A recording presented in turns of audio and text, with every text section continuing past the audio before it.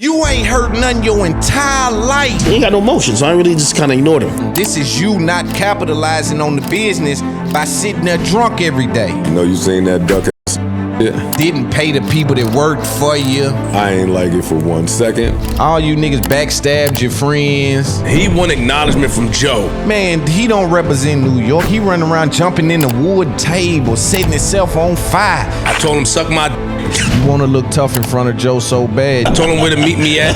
I know that you a street wannabe. I said I don't want to talk about nothing online. Taking his shirt off in public and screaming and hollering, that ain't New York. I believe the hate that Joe Budden has for Charlamagne causes him to have some of these erratic responses. There is nowhere I go that they'll play any piece of content that come from any of those individuals. Their podcast, I go by the name of Big Loon.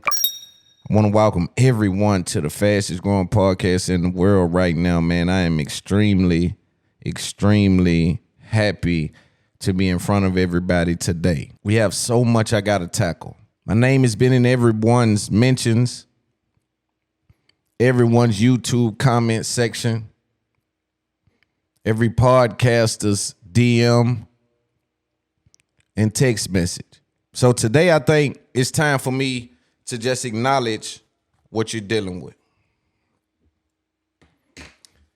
I'm gonna respond to a few things that's been said. I'm gonna address a few individuals. I'm gonna bypass a few things because today it's about the information. Today it's about getting to the root of what we're viewing, what we're looking at, what's happening here, Loon. What the fuck just happened? All of my whole audience. They're looking like, what are these good dudes talking about? Have they did any research? Where are they crafting their opinions from, Loon? For those of you listening to this podcast to see this video exclusively without ads, you head to patreon.com and sub their podcast. Let me also address that. I'm a genius, you guys. You got to pay attention and keep up with me. And I don't want to come off arrogant, right? So when I speak today, I'm going to make sure to handle all of this with a level of humility.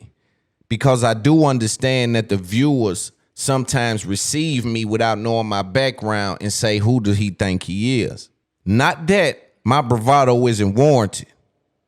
Because I am the light in the tunnel for the rest of the guys that's coming out of the tunnel that I come from. And so I got to wear that badge.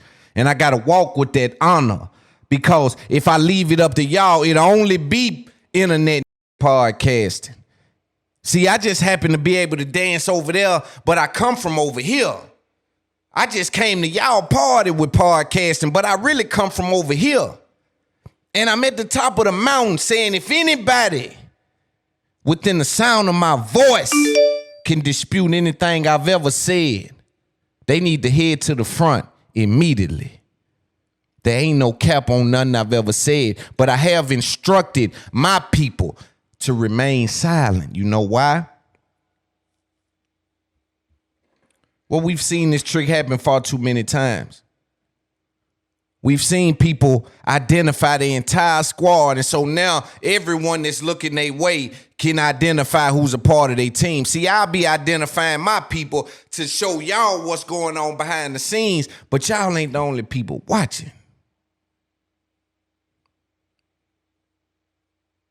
And so fortunately for me, I know how this song and dance go. I know how this story ends, but still I play. First of all, I want to congratulate all of my listeners that's been with me from day one as we just closed that deal with Black Effect. It's a beautiful situation. Oh, man, they paid me well, man. They believe in me. They believe in me. And for all of y'all that's all been here, you know everybody believes in me. It's just a couple group of these is acting like they don't know where it come from. Go back in the files. This is why I haven't responded as well, you guys. Let me give you a glimpse as to who I am as an individual. Who I am at the bottom of the mountain with more influence than these guys at the top. There is nowhere I go that they'll play any piece of content that come from any of those individuals. Here's the trick play. There's spots where they're being played where I can be played at. We'll get to that later. We'll address that later because we got time today. I come to lay it on the ground today because there's a lot of people who are lost as to how did he get here? And I didn't know that it happened. I thought people had time to do research in regards to podcasting because my catalog is valued at a certain amount. So I'm thinking, yo, man, I got 200 episodes. They'll probably go back and see where I came from and why my thinking is the way it is and how I've developed this kind of style and built this kind of thing from the ground. No help. I funded this whole operation alone. I went to these cities. You can call QCP, ask them, and we'll get to that. But ask QCP how I showed up on them. Ask B. Marshall how I showed up on him. Ask Fred Taylor. Ask Charlamagne. Everywhere you see me, I will be by myself. I'm funding the operation. You go get me another guy in podcasting that has did it 18 months and been able to cover the ground I've covered. My value can't be determined by guys who have been involved in some of the things you have been involved in. And I say that respectfully to all of you guys that's speaking on the value of It's Up There podcast. It cannot be determined by people who have made decisions the way you guys have made decisions that has exhibited the kind of behavior that you guys have exhibited. And let me get to what's happened in the last few weeks because I don't want to take everybody's time all day. We're going to make this quick. I just did The Breakfast Club, Brilliant Idiots, and I interviewed Charlamagne for 2 episodes on my podcast. Introduction to the market on a high tier. I give a really big shout out and love to Charlamagne the God. He has been a voice in this game. He is the GOAT of this space. When I went on Brilliant Idiots, I got there and there was a particular conversation that I wanted to have with Shultz. Just in the spur of the moment. And without context, they began to speak about my behavior in this interview or in this podcast as if it was an example of someone hating on somebody. Number one, I made it clear that, yo, I'm not hating, and I know that that's gonna be ignored, right? Because people oftentimes say things that they don't mean. That's one. But 2, with me having the kind of vocabulary I had, I never even called this dude out his name. And which, if I'm being honest to you and being honest to myself, I believe a lot of the things that he's done has warranted a certain labeling. But I stayed away from that because my real conversation in this Brilliant Idiots thing, and you know me, I'm a guy that wants to figure out how to make this thing cut through. But my very real, honest conversation was what? Locating value. And today I want to spend some time on locating value. I want to point out what that conversation was about on Brilliant Idiots, because there's a lot of people running with it and trying to frame it and use it and utilize it to destroy things and do certain things when it was a conversation about, yo, what is that? What is he built? Help me understand. And they try to turn Shultz against Loon. Me and Shultz had an intellectual conversation in which nobody was prepared for. It was shits and giggles. If you listen to my pod, you know one thing. If that boy's comfortable and that boy's prepared, there is no one you can put in front of him that conversation doesn't go at least 4 or 5 layers deep. This was a very surface conversation, but it was still one that I didn't find a good rebuttal for, although I did see Shultz position himself as, yo, I'm standing up for Ak, or Ak is my guy, because he felt like it was an attack. Maybe he didn't understand what I was doing. And Shultz is my guy still now. Charlamagne's my brother. Shultz is my guy. We will have the conversation on my pod at some point. Shultz and Loon will talk about their interaction, right? So on that Brilliant Idiots episode, I addressed Akademiks, and I said, yo, Akademiks has did a lot of things, but in my opinion, he has created no business. I'm going to say he has attention. I don't equate attention and value. Some people do.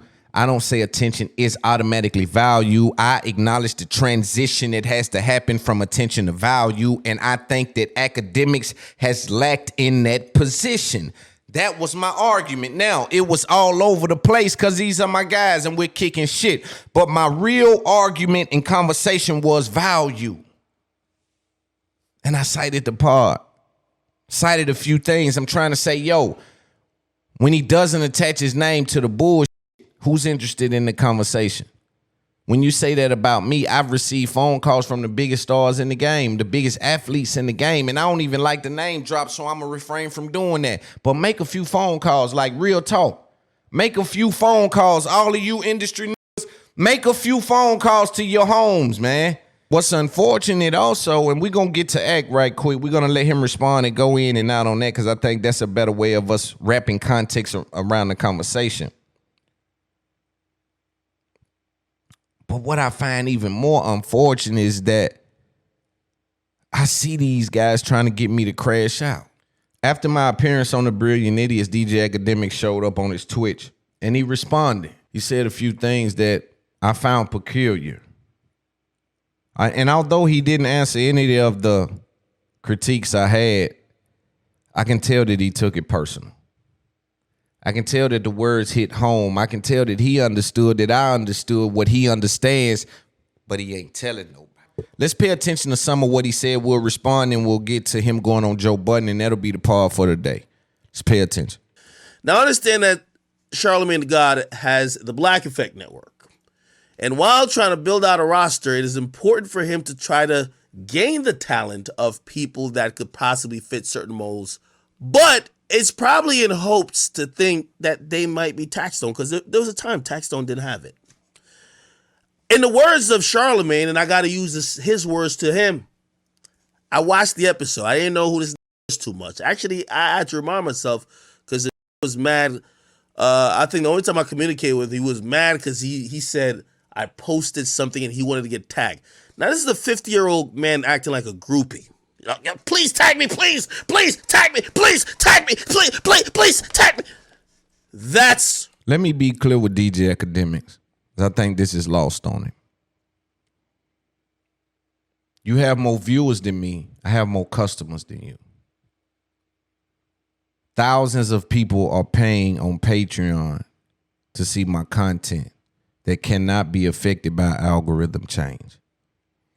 I don't see how this is so hard for you guys to understand.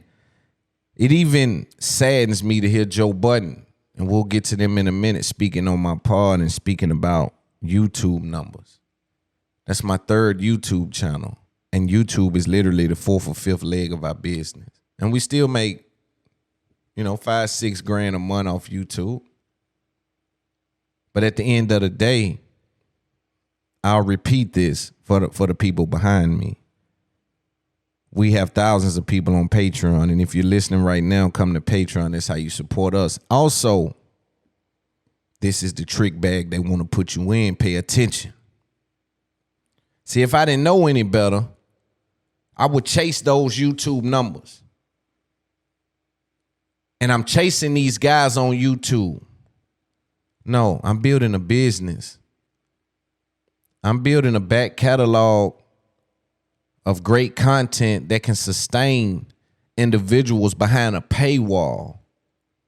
We don't even have the spike that certain patrons have where people go in, come out, go in, come out. We kind of stay where we are. We go up and we stay there, right? And so I'm trying to explain the business side of this. Whoa, hold on. I go by Loon. All of my interviews with everyone that you love. It's available on patreon.com. It's up there, podcast ad-free, as well as the show with just me, where I talk directly to the culture.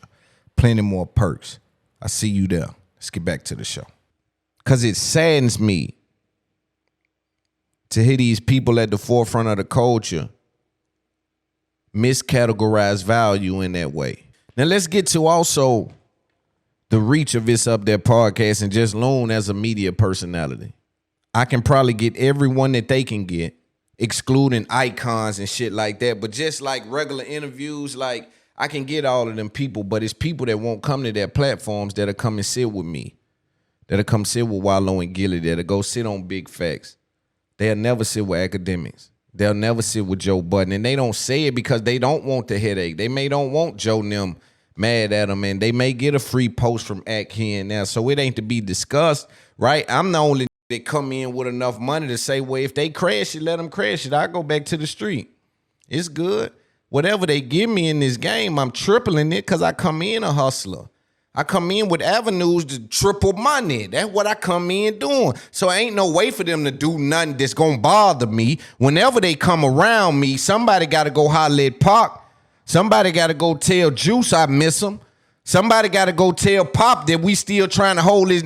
Yeah. So I ain't tripping on nothing. I'm just handling business. I'm just going to keep doing business every single day, but I understand the business side of it. And they'll put you in the trick bag and have you chasing fame and ignoring finance. When they're at the top of the hill looking at me, homie, let me get you to pay attention what they're looking at and how they're miscategorizing it. They're looking at a young black dude. He said, I'm 50. I'm 36 years old. He said, I'm 50. They're looking at a 36-year-old black male that everybody can see. I come from the trenches. I come out of that. You just saw me on Breakfast Club next to Charlamagne the God. You just saw me interview him on my podcast. Prior to that, you saw me with Rich Homie Quan, Lil Baby, Dr. Umar, B. Marshall, Fred Taylor, all these other interviews. This is without Charlamagne. This is without Charlamagne. You seen me with QCP. You seen me with Coach K. You seen me with Rap Snacks. What the fuck is these guys talking about? And we talking business when you see me. I don't hang out. I don't hang with nobody. I don't hang out. When you look at a man like that and you don't see 50 men behind him, you don't see a list of things that he's been through, a list of videos exposing his private life about him lying about his past or these certain little things with proof of this or that. You won't have any of those things. You're dealing with a man that stands on his word. And it's so unfortunate because they can't see the forest for the trees. Posted something and he wanted to get tagged. Now, this is a 50-year-old man acting like a groupie. You know, please tag me, please tag me, please tag me, please tag me. That's a lot of things these guys are doing are not, it just doesn't match my character. Now here you got Arnold on here acting like that I said, I wrote him a paragraph about tagging me. Can somebody hold these guys accountable and tell them show proof about what they're saying? You got him saying I wrote him a paragraph. Then you got this other dude saying that I donated to him. Man, I would never donate to you, Brewster, on the internet all day, ass niggas, man. With all due respect to people running businesses that way, but you two particular guys are the same kind. Y'all like Urkel and Stefan. You just want to be the cool side of Urkel. You Urkel, little nigga. Your family is the niggas, not you. I got in my, and I'm going to give you a few things later on, but boy, I got dudes in my hood like you. Always my homeboy ass nigga, my family ass nigga. You ain't never even been arrested. Don't put me in the trick bag and make me sin. Don't do that, man. Don't make me do something to you, man. Don't put me in the trick bag and you be the sacrificial lamb and you got to be the reason I got to sit down somewhere, man. Because I know you don't know the consequences of playing because you a player. See, you play too motherfucking much. You a grown man wrestling. And you talking to me. Don't nobody play with me where I'm from. There ain't nobody playing with me. And these niggas talking to me like they gonna harm me, man. Y'all ain't harm nobody your entire life. And you gonna start with me. You ain't heard nothing your entire life. And you want me to believe you gonna start with a powerful street. Nah, you trying to trick me. You just trying to put me in a trick bag. But let's address this tagging thing because I want to stay in the business. This ain't about the emotional side of it because these little dudes ain't never did nothing to nobody and they ain't going to do nothing, right? What they going to do is try to get something on camera. Record this, right? And then you just going to get boomed on camera. It's going to be ugly. And I got a lot of love for people that stand around you, but I know how they really feel about you. You know, I got respect and love for people that stand around you, but I know them niggas, them celebrities, I know how they really feel about you if you really want to talk about it. Now may be looking at you a little different because you next to Jozo the Clown.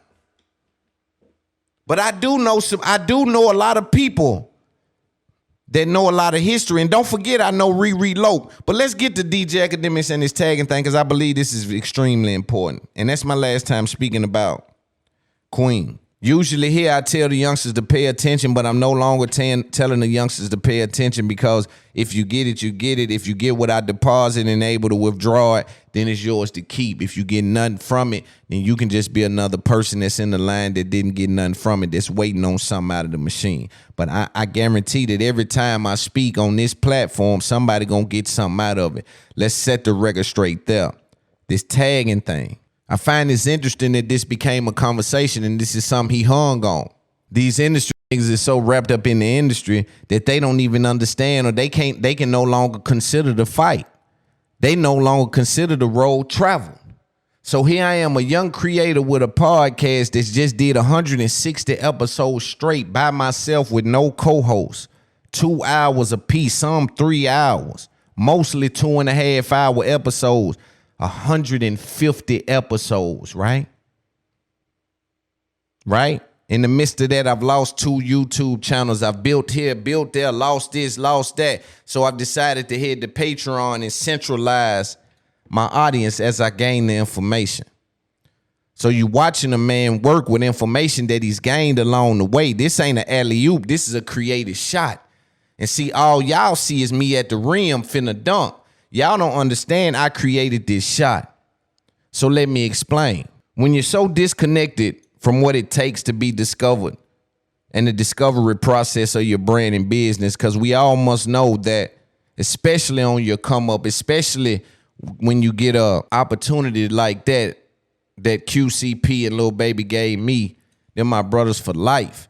When you get an opportunity like that as a young creator, you want to take in everything you can, because you don't know what you will miss. This is the first time, and you don't have that big corporate team around you, right? You don't have iHeart around you. You don't have Spotify around you. You don't have Ian or whoever Joe has around them to be able to say, you know what? We know exactly what to do with this. All we know is our street connections, our ties with certain things, and our conversations about certain things puts us in a position to appeal to these people. Me and Baby, me and P, we build a strong relationship to what now they like, bro, we want to with you on the album. I'm not even sure Baby understood the importance of it being a rollout interview, but it did. He blessed me, and I told him to this day, he keeps saying, keep killing. But they gave me the rollout interview. At this time, Lil Baby hadn't spoken in 2 years. So what did that do for Loon? It put a spotlight on me. I was being tagged everywhere. My content was everywhere. We did 11 million. This is why I don't know what they mean about numbers and this. We did 11 million. I looked around. I said, make sure you reach out to every platform as a young creator. Yo, that's my content.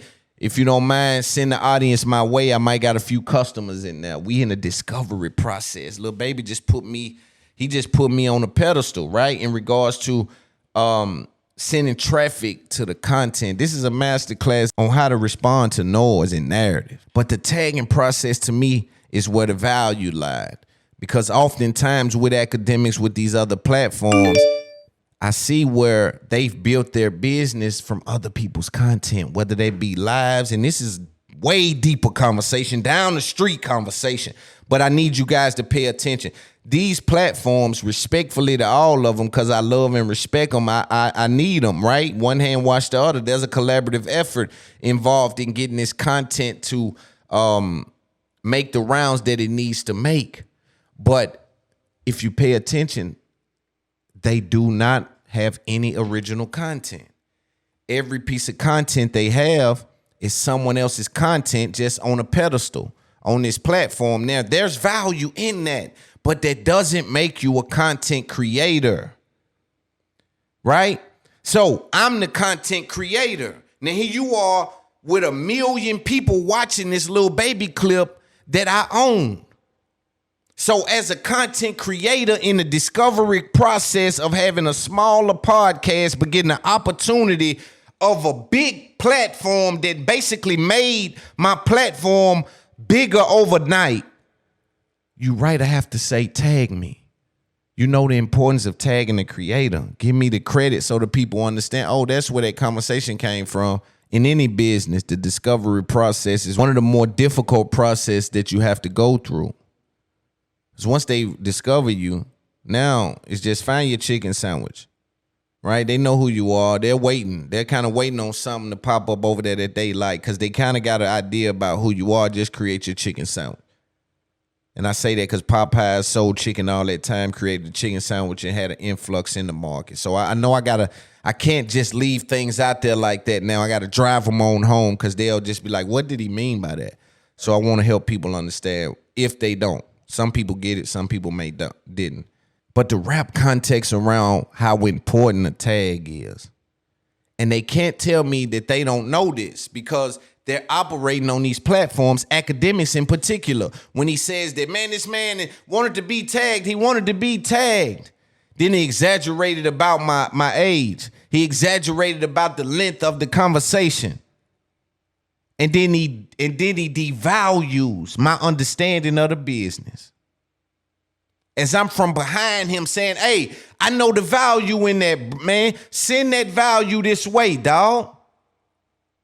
I ain't got no big business behind me. I done spent hundreds of thousands chasing this shit.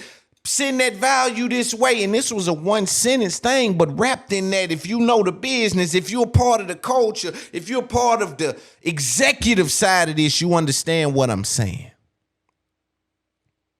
Just to put it in context a little more and drill it down. I think a post on Shade Room is $7,500 with a tag. I think Akademiks might get $4,000 or $5,000 for a tag. Kim Kardashian and them, I think they might get 50 racks for a tag. Right? This is a business. So what they are trying to tell me to do is in the middle of my building process of my podcast is to ignore the fact that my content is on a platform and it's not being credited to the originator, in which helps with the discovery process, which defeats the reason why they would do something like that. Yo, Baby, P, everybody, they been this whole game. They whole thing has just been, we want to get bruh discovered. We want everybody on bruh because they in the traps. I got the traps down south on lock. The most difficult part in this entertainment business, in particular with podcasting, is centralizing your audience.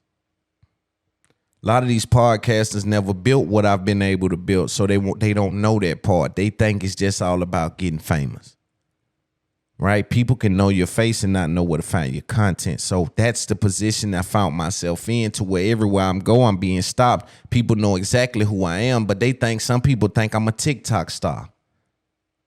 Oh, you that TikTok guy? No, that I had to explain. No, that comes from a podcast. It's like, some people only consume my stuff on Instagram. Some people only on Patreon, right? So the most frustrating part about this, when you know that you're not a part of the industry, is that you would like for these blogs to post your content. It helps your business. And people align themselves with these other creators and they pick sides. It's unfortunate because they're supposed to be reporting news. But the hardest part of it all is centralizing your audience. You want everybody to know that what they seen comes from over here, and this is where it really counts.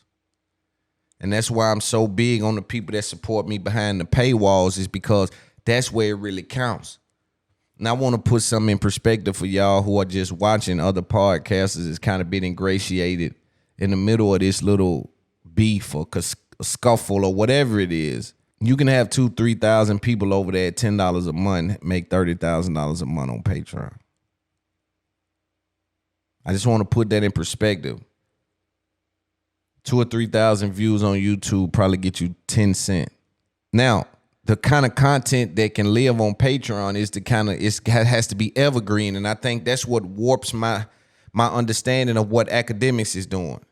It's like, I'm not sure how that stands alone, but let's listen to Ak a little more. Who the new signee to Charlamagne's network? So I got to use Charlamagne's own words when it comes to him. Nah, that ain't it. That ain't it, Charlamagne. That ain't it. So I'll leave those words for this obsessed groupie that was on Charlamagne's podcast, dying to swing like Tarzan from my dick and my balls. They were giving him the platform. Hey, promote yourself. You're the future of Black Effect. No, let's talk about Akademiks. Akademiks. I think Akademiks. I don't think he makes good academics. It's okay, my brother. It's okay.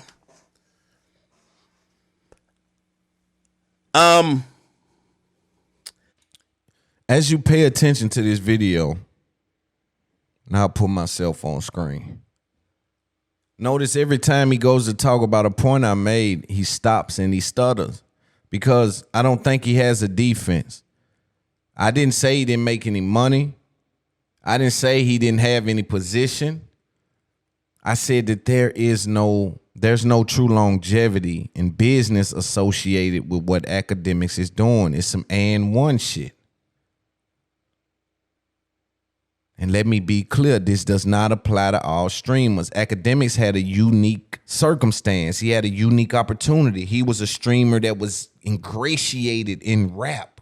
You know, Kai is now being in a position of where he's being put in rap, right? Where it's a little different. But Ak came up and he was in rap and live streaming, and it's like, slipped away. No business came out of it. I made some money. But yeah, I didn't really... Damn it, got me that time.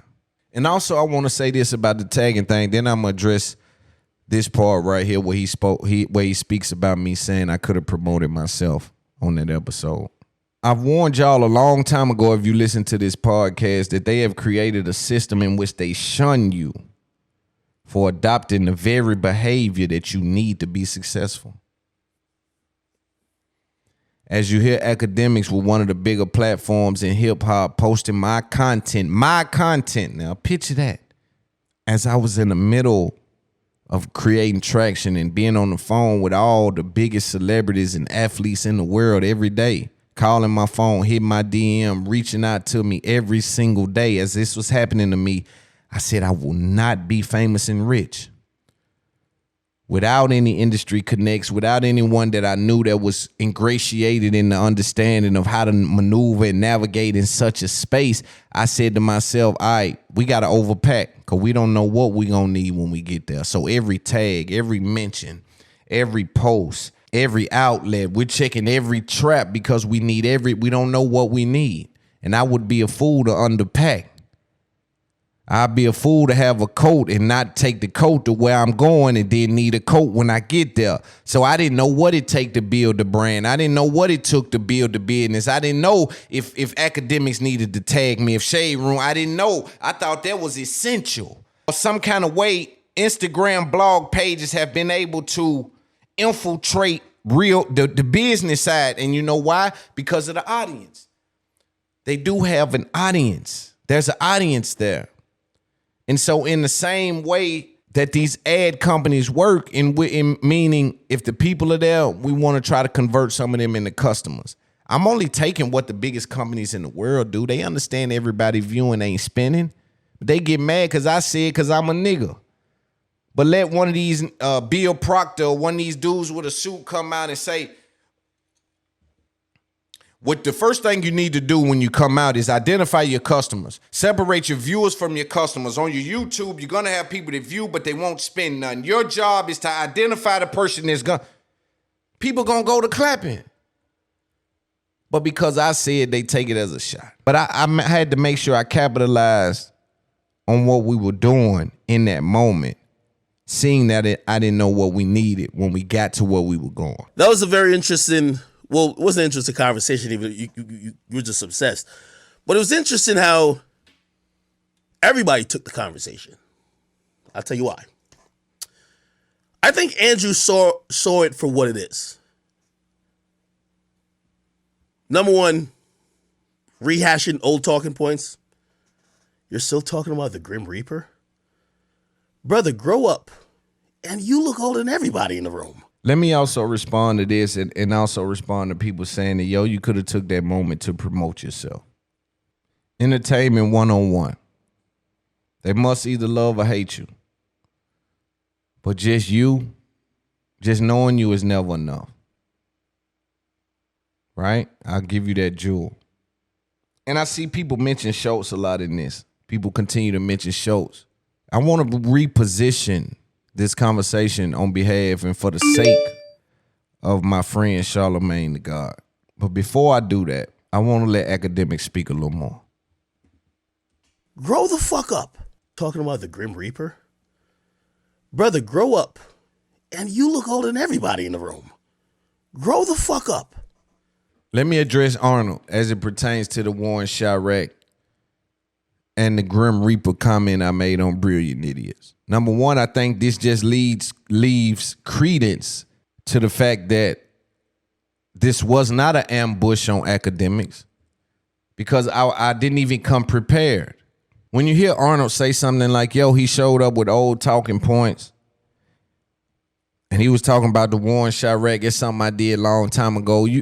This just has evolved, but I'll explain in detail a little bit more why I feel that way in particular about some of those videos and how even today some of the behavior affects some of the things that these guys don't have to deal with. The difference between me and these guys is that I'm somewhere and I got to deal with the flames. I got to deal with the fire. I got to deal with the results of some of the things that's being fanned by some of these outlets. Oftentimes, I'm speaking to mothers that had to bury children. I'm speaking to rappers that put people in position that told on them. I'm speaking to individuals that put their life on the line for people who backstabbed them. Oftentimes, I'm speaking to youngsters that understand that same value in that tag that I spoke to a few minutes ago in regards to centralizing the audience. Yo, Akademiks tag, a shade room tag, some of these tags, some of these things validate people beyond measure. Some of these positions that these things put these people in. Now, here's the difference. Akademiks is starting fires and he's never visiting the burn site. I got to go to the burn site. I got to show up sometimes. And this was all the internet beef. This was all some shit that the blogs picked up. And no, I can't speak on these things in detail because, yo, my family disown me if I get up here and start talking certain ways about certain things. So I got to be vague in my communication just because that's what the job called for. But I also have a responsibility to over-communicate about certain aspects of these things. But I can't get into detail and put people in situations. So when I see dudes fanning the flame, and that's what some of these names do, right? I want a name. Nigga, I'm popping online. So you use the rappers to boost your cachet. So this post got Drake on it, and this next post is two little niggas beefing. So you got all the Drake fans on here, but they also just seen these little niggas beefing. Now they might go Google the beef shit that's going on. It's a constant. Who I had issues with. That's called growth. First and foremost, Akademiks is just plain dumb to promote this nobody wannabe. Because there's no way he believes some of the things I saw him not into. I'll give an example.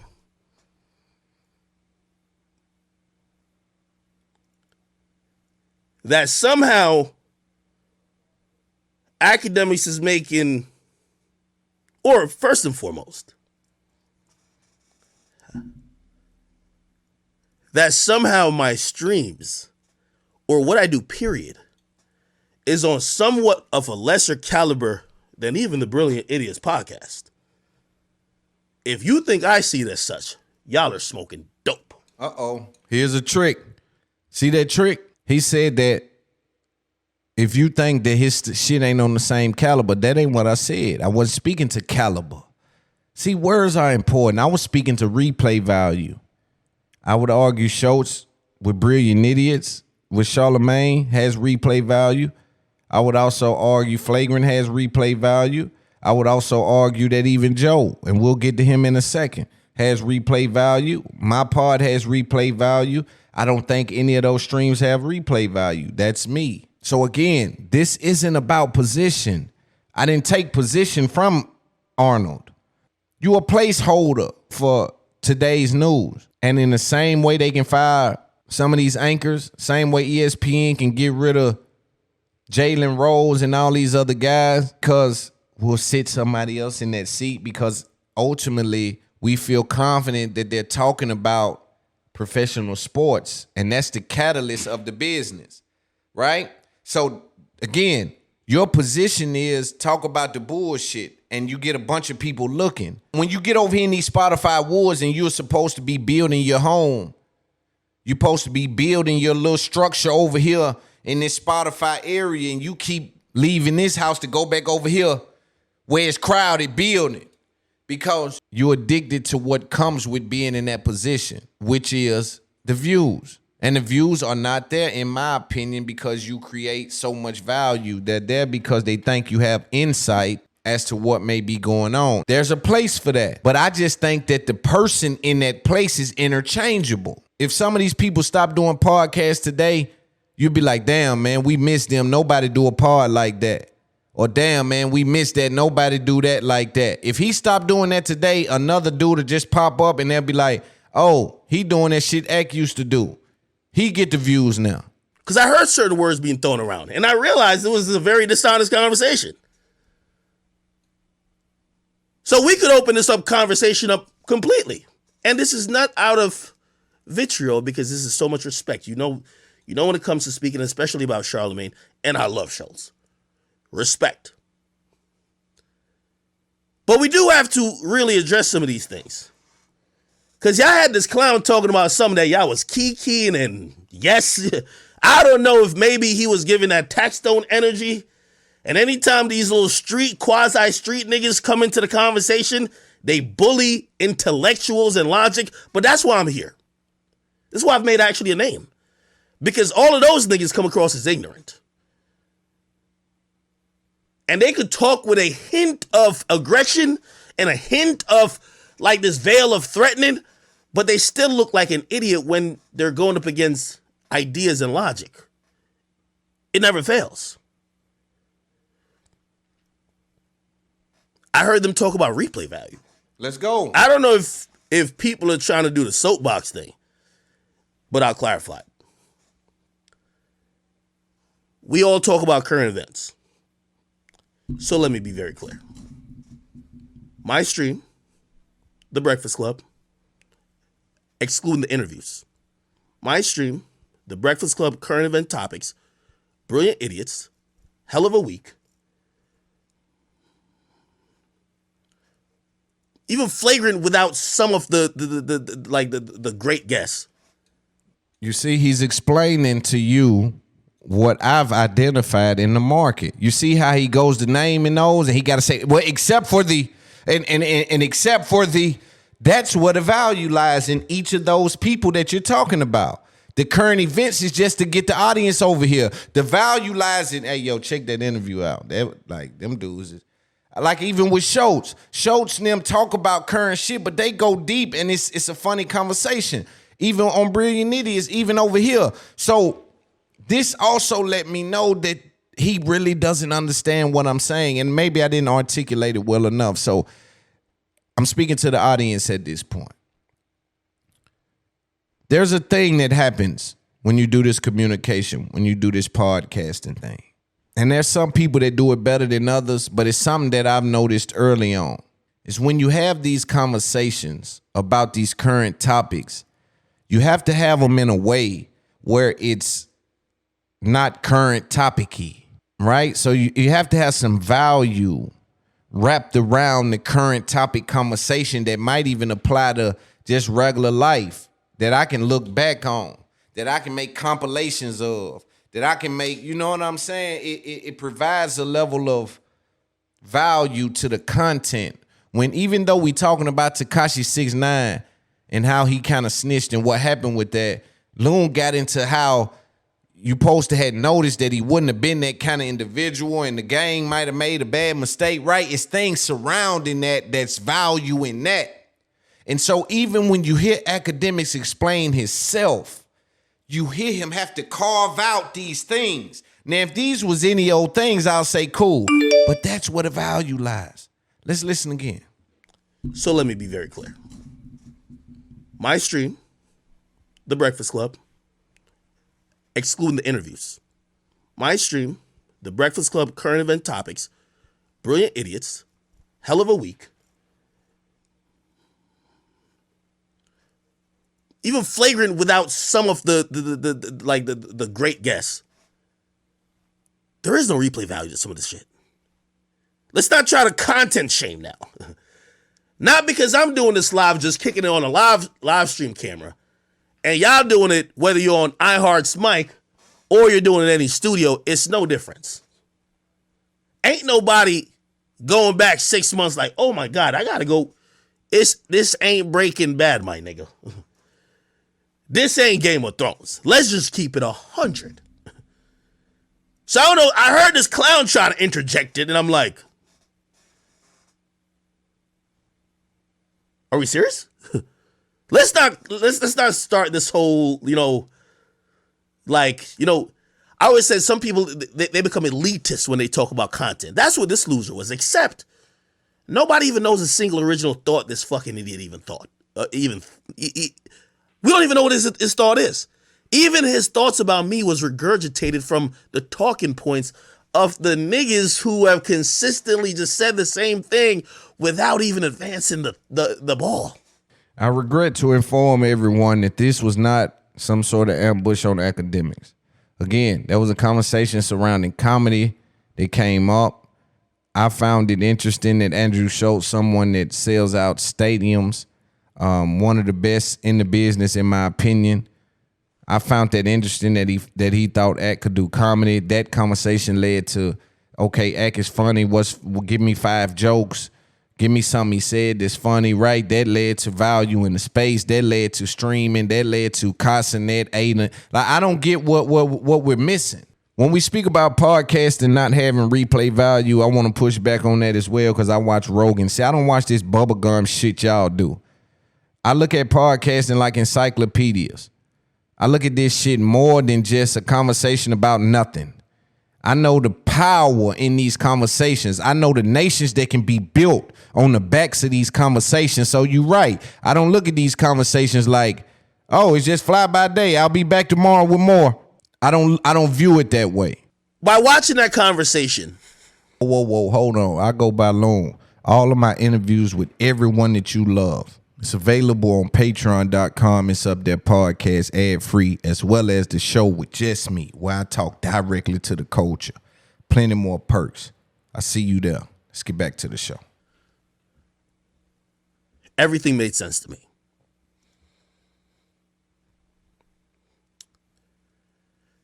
The loser's obsession with me came full circle when I realized why he's upset at me is why I've always been successful. I heard him say, streaming, what is that? What is that? What is it? What is that? That was cute. I won't even sit here and even entertain that thought. You might be more familiar with this saying. The game is to be sold, not told. And I seen Andrew try to explain it a couple times. And I said, Andrew, don't chill, Andrew. Don't, you can't give him the game. You gotta let him crash and fail. You can't do that. Trust me. Let me give Andrew some credit. One of the most brilliant people. I truly believe Andrew Schultz gave Akademiks one of his best arguments. When he compared it to live sports, my only pushback with that is Akademiks hasn't formed a business around the event. I can agree that the event, from an event standpoint, right, if we want to say a digital event, something like an NBA game or NFL game would be, even though there's so much physical sales surrounding those, right? We got parking, we got hot dogs, we got jerseys, we got so much business surrounding the event. My whole thing was Akademiks has not had any business surrounding the event. That's the whole point of the matter that I've made the entire time, but evidently I got to regurgitate it and recraft it 22 times, but I know they gonna get it. Here's another thing. Everything I'm speaking on the age perfectly, and how do I know that? I've studied it too long. I'm for sure about what I'm saying, but I understand that people are gonna receive it like, hey, what you mean no value? Well, he's having a Super Bowl with no commercials. He's selling no parking. He's selling no hot dogs, no hamburgers, no pizzas, no beers. He's just having an event every day. And he's telling me about how powerful that is. Granted, in its own right, powerful, but you haven't wrapped a business around it. And so when Arnold goes on there and says, don't give him the game. Oh, no. Schultz don't got to give me the game. I'm next to the big dog. I got the game. And I was me before Charlamagne got around me. That's how I got to Charlamagne. I'm the nigga with the game. And one thing you cannot get around is that I know how to get the money in podcasting, and I know why we get the money in podcasting. And so that speaks to me saying I know how to get paid behind this microphone. Now, to know how to get paid behind this microphone, especially not being first in the industry and piggybacking on technology, or second, being a rapper with a built-in fan base, to come out the streets and do what I've been able to do, you had to pay extreme attention. So when I see DJ Akademiks been doing this for 10 years, and he goes on stream and Twitch, and they love him, they come watch him, they say, yo, we watching Akademiks, this is what we doing today, whether it's in the background, pass about, whatever it is, they getting whatever information from it, whatever they getting from it. His inability to wrap the business around that still shines bright to me, because I come in the game looking for why the money is there, because I could have done what he was doing. I said, oh, I went down, I looked over there, oh, that ain't even nothing. That ain't doing nothing. And he ain't figured out what to do with that. Hey, don't do that. Look at Joe. He done figured something out with that video. Look at Wallow and Gilly. Uh-oh, they really done figured it out. Big Facts done figured it out. It's a couple of, they done figured this out around here, and I done had to go in the crevices. And so when I see Act go 10 years without doing something with the attention and not creating any business around it, now I ain't saying he ain't make no money. He's made some money. I believe he's created a business around the Instagram posts and the tagging of things and the promotion on that side. I'm talking particular with him cracking the microphone. See, y'all been living in this neighborhood. I'm just not coming over here. So I had to check out all the houses to see what kind I wanted to build. And I'm walking over to Akademiks, basically telling them, man, I checked your house out. You got leaks in the roof. Man, your foundation is slippery, man. Your shit might slip off the foundation at any moment. Like, I'm just telling them what I see as a contractor, as a construction man. Because my vision got me where I'm at. Don't you ever disrespect my pimping. What I've been able to do had no man name written on it but God and me. God has placed these individuals in my life to shine light and amplify what it is that we've been able to do. And I appreciate them wholeheartedly. But they'll tell you Loon was kicking that shit when I met him. Loon ain't never popped up on us and said, man, I ain't got no airplane money, or I can't go in on the building, or whatever it might be. And there's a level of respect that come with that. And I can't explain everything that went into me being able to arrive with this kind of shit on. But you do with that information what you may. But if Act go 10 years and he don't create the value surrounding that thing, then I'm assume it's not there. And how am I wrong for that? I ain't wrong. Let's continue. I'll say this about some of the critiques homie had.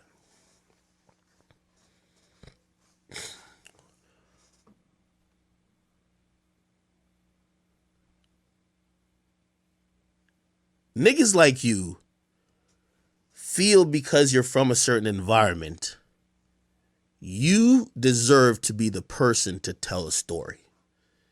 I've always said, DJ Ghost my mans. Act gonna give it up like this. He gonna give it up like that. It's the differences that make everything great. Niggas like you, instead of putting in the work to become a DJ Ghost, to become a 1090 Jake, or whoever who came from that background, you think that you are owed the respect, the audience, the attention, and think you should be paid and rewarded as such by the people who, for the most part in the industry, are just trying to capitalize off platforms. Well, let me tell you this, sir. And Charlamagne, you should probably echo this to every other street nigga you sign trying to be in the next tax stone. Tell them this. If you don't work harder than Ak, shut the fuck up about him. Because ain't nothing in this fucking game is gifted. At the end of the day, I sleep less than you. I work harder than you. And I was very disrespected, even at the very notion, I'm not no new nigga in this game. I told you it's Big Act now. Y'all niggas stop playing with me, period. I don't know if the list ruffles some niggas' feathers. Let me tell you this straight. This is my 13th year doing what I'm doing. I don't care what y'all categorize that. It's my 13th year doing what I'm doing. Bitch, I looked at your shit. You've been doing this shit for a year. Let me be as honest as I can be in regards to the position DJ Akademiks and any of these other guys are in, because I think it's imperative for us to be on the same page as what we want, our wants and needs, right? I think understanding the best thing to have. Let me be clear. I don't want to do what DJ Akademiks done or is doing or 1090 or none of these kind of niggas. Know what I mean? I got serious men and serious people in my life. So I ain't one of them, and I'm a serious man. I ain't one of them kind of guys that I'm going to make a living in that. And that's respectfully to y'all, because I do understand that there's a level of do what it takes to feed your family. I do come from the underworld, so I do lend credence to that. But at the same time, I can't fan the flames and then visit the burn site. Know what I mean? Once I visit the burn site, now I got to help people with the wreckage. I got to help people gather themselves after some of the destruction that started on the internet. Right? Some of this beef that this rap shit is involved with, this breaking up friendships and back doors and making niggas, it's just so much going on. And on top of that, it's never about what's being said. It's about being wrong. My very consistent critique that nobody pointed out was the takeoff thing. Here DJ Akademiks is with this big platform, and you're wrong about who you're saying is a killer. You're wrong about who you're saying done something, right? It's a misdirection. But I could never do what DJ Akademiks done. My comrades wouldn't appreciate me living life in that way for no money. My only thing I would say to Akademiks and anybody is just be right. Right? The bigger you get, the level of responsibility that's attached to your name, because you're responsible for the people you influence. And I know it gets slippery in that way, but we talking about when you're dealing with a delicate situation like the murder of Takeoff, R.I.P. Tate. And here you is on a stream for 10, 12 hours and you got it completely wrong. So now you running misdirection plays and you appearing to be on our team. We don't have a misdirection in our playbook because we don't got time for that.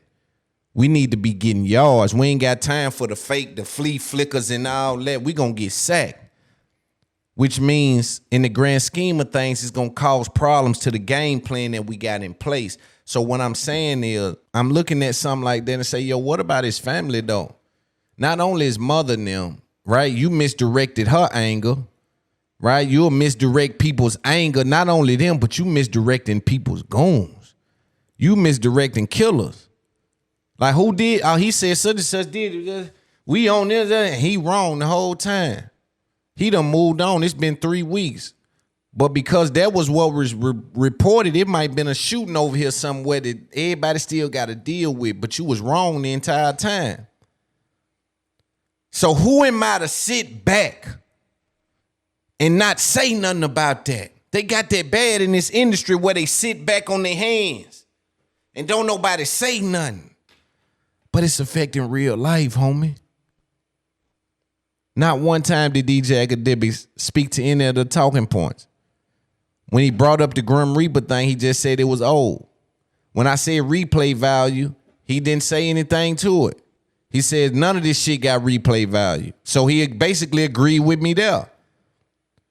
When I said the live streaming, what is that? What is he doing? He's saying, well, it is a business. And okay, I agree it's a business because Cotton M has made it a business. Aiden has made it a business. I think he's failed to make it a business. I just saw him do his first Manscaped ad and I'm like, oh, that's nasty. Feel nasty.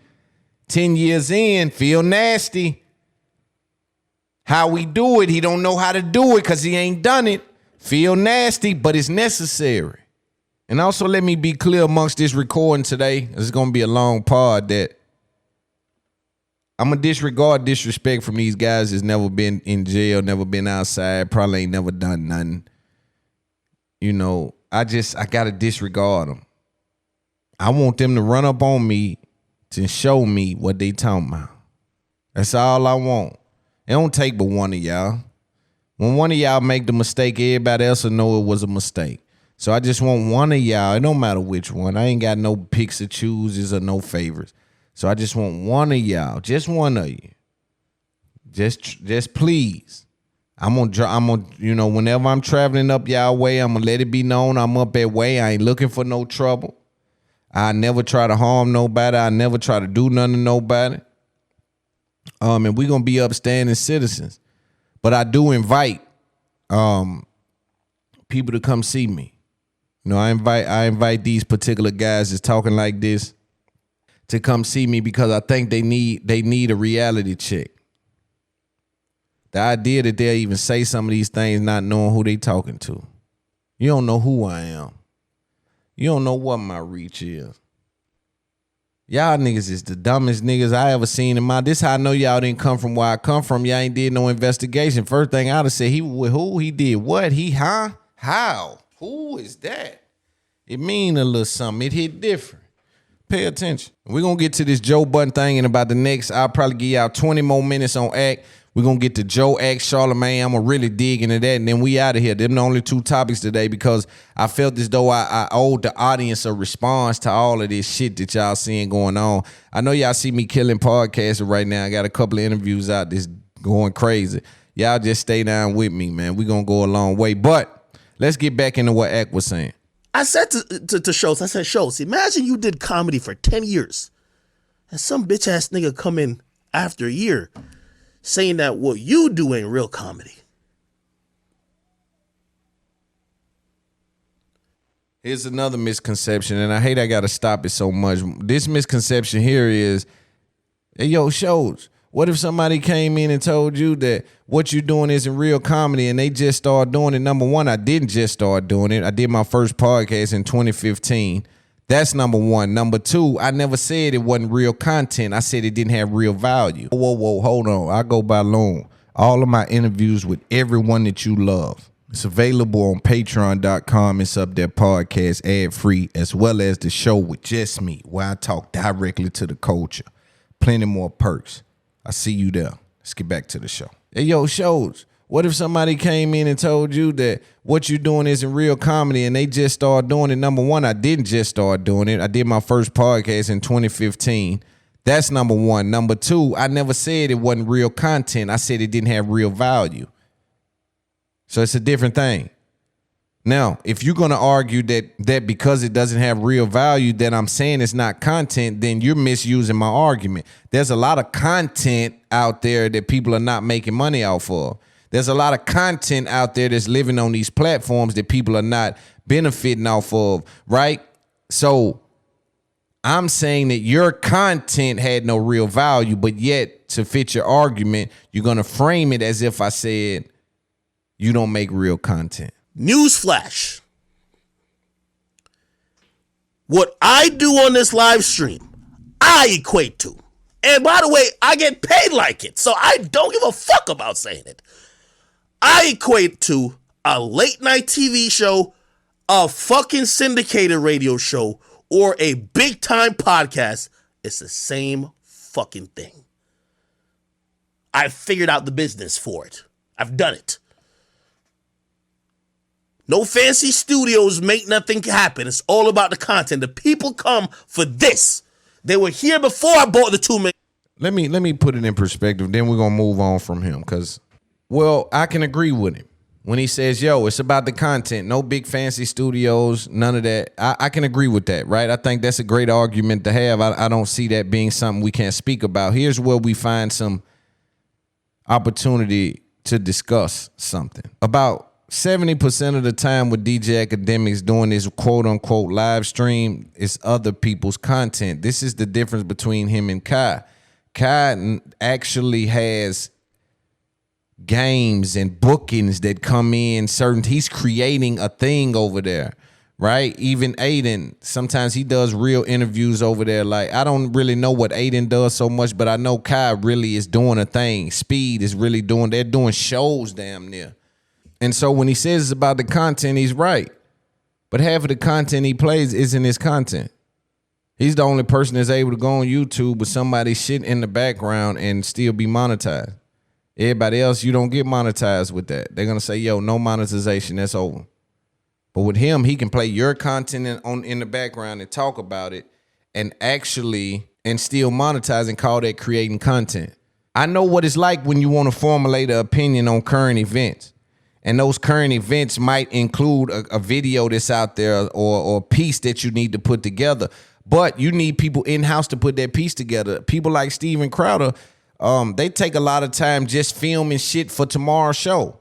And so when we go to talking about Trump, we'll play this clip of us discussing and, kind of breaking down what's happening, and we're using our own content to create content, kind of like Vlad, right? It's where he'll do a flashback and I ask you about this content, which is creating new content. It's like right? His shit is just over there and somebody help me explain it. This is just a conversation for the culture. Let's move on. Before I get off it, I give homie one credit. And I've always said this is the thing I believe is the most threatening when it comes to me. I've always said,